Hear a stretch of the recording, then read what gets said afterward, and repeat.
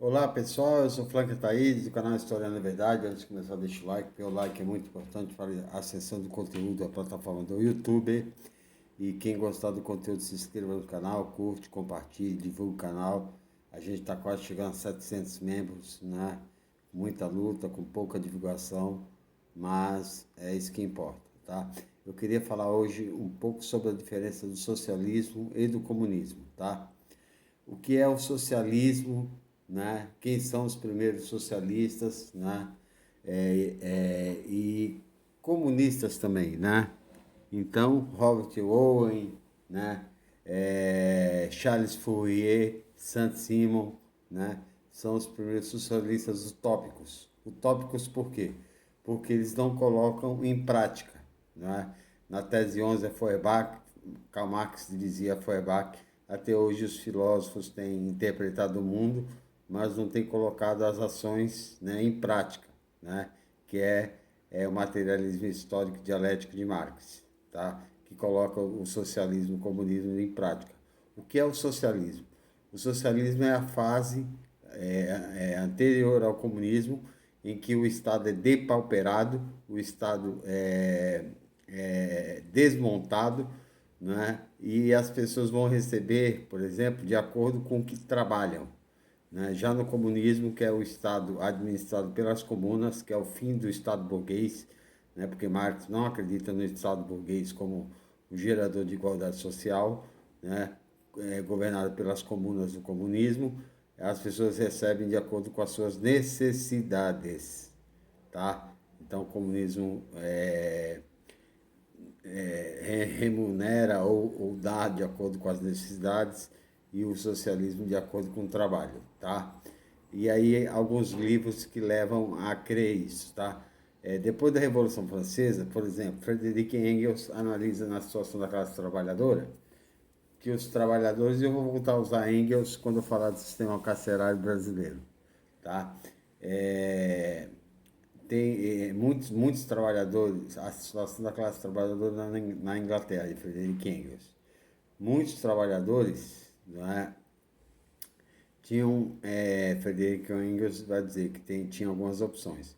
Ou morrer lentamente de fome, ou se suicidar rapidamente, ou roubar, não é? E aí a conclusão é que o número da criminalidade aumentou muito depois da Revolução Francesa, porque a burguesia traiu o legado de igualdade, liberdade e fraternidade e criou somente o Estado burguês, derrubando a aristocracia. Tá? Na ideologia alemã, esse livro só foi publicado em 1932, tá? Mas ele é de 1847. Na ideologia alemã, Marx vai dizer que as ideias de todos os tempos são as ideias da classe dominante. E até hoje, né? As ideias que a maioria da população brasileira tem são as ideias da Rede Globo, da Rede Bandeirantes, da Rede Record, que são os meios de comunicação abertos que é, passam a informação para as camadas populares,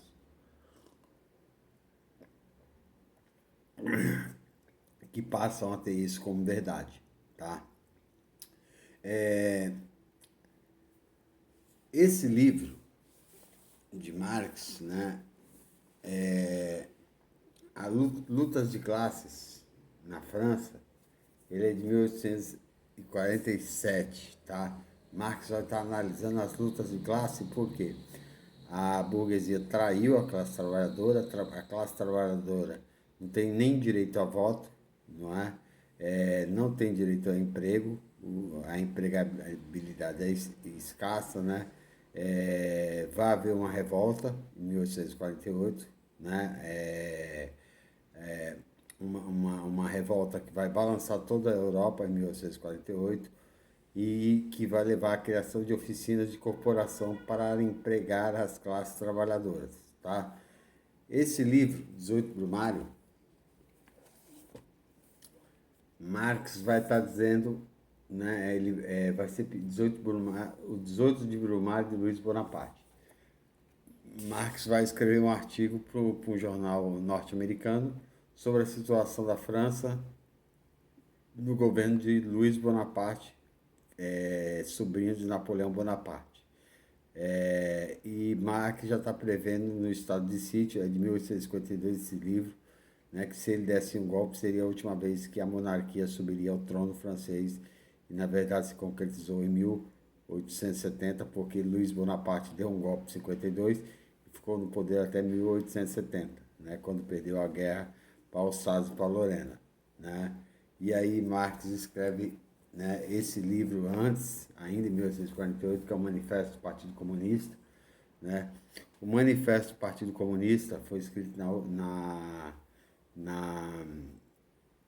na última semana de fevereiro de 1848, que a princípio não é o Manifesto Comunista, é o Manifesto do Partido Comunista. 25 anos depois, eles revêem o título para Manifesto Comunista, não é? Que pede, que fala, né, o princípio de toda a história da humanidade é a história da luta de classes, né, entre plebeus e romanos, entre senhores feudais e servos, entre donos de escravos e mercantis, entre burgueses e operários, não é? E por quê? Porque de um lado um sempre lucra e de outro sempre perde, né? E aí é que ele pede a destruição do Estado.